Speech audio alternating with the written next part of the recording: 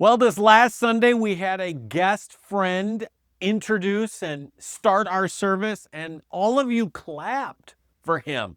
And I'm not sure if you clapped because of him and how good he was, or because, like, maybe you want him to start our service. I don't know. You'll have to let me know. But I want you to know, hey, happy Friday. Happy Reformation Day. 508 years ago today, Martin Luther nailed those 95 theses to the church door.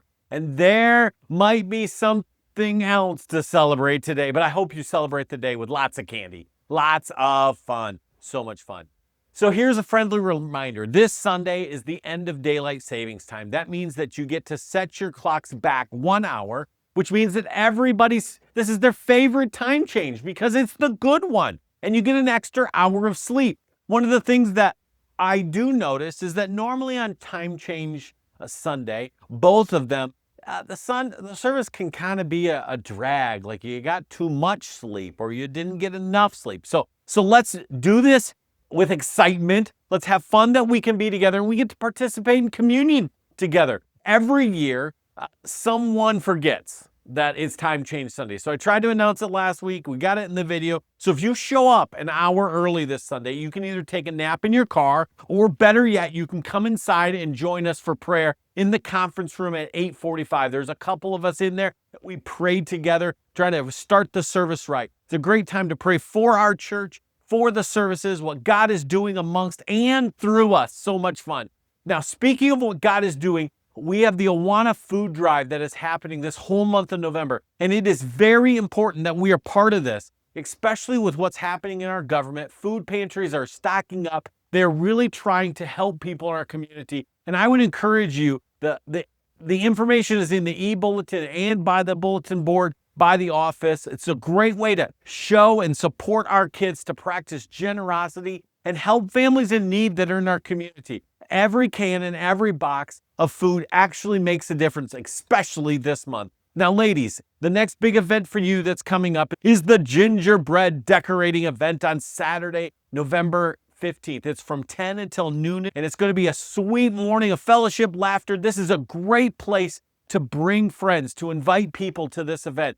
Very simple event. There's going to be plenty of icing, plenty of sprinkles, lots of candy, and hopefully more of it gets on the gingerbread houses than in your tummies. And just, you don't want to miss it.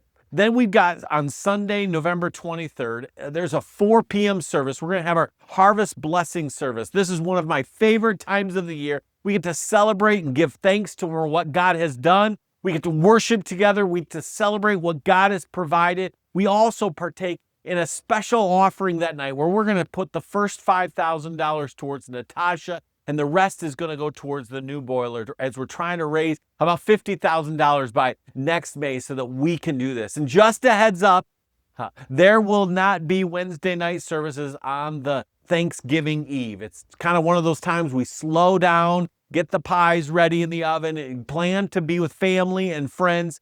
Sometimes we do things with people in the church, like just make sure you use that time wisely. Last Sunday, we talked about how that hearts that are anchored in God's truth are not destroyed by life storms, but they show how and who they're anchored to.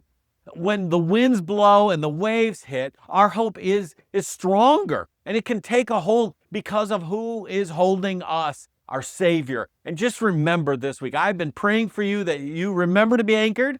Gave these little tokens. If you didn't get one, there's a few extra on the Welcome Center. Just want to make sure you remember we're anchored. Now, as you look forward to this Sunday, we're going to continue our series. We're going to finish chapter 4, and we're going to talk about suffering. And it seems like we've talked about suffering a lot. And sometimes when we talk about suffering, really, it just feels like pressure is building up. When suffering here or in family or in your health, and that pressure can build up and get to the point where we can't stand it.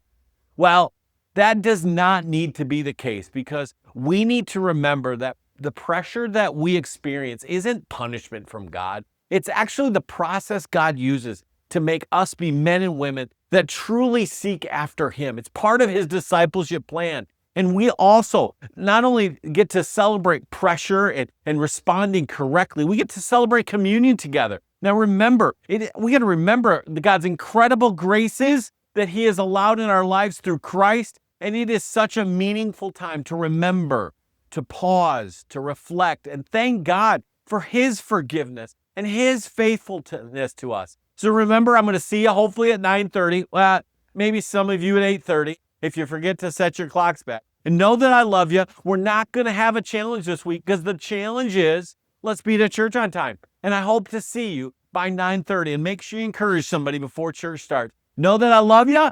Know that I think this is a great church to be part of. I can't wait to see you. God bless.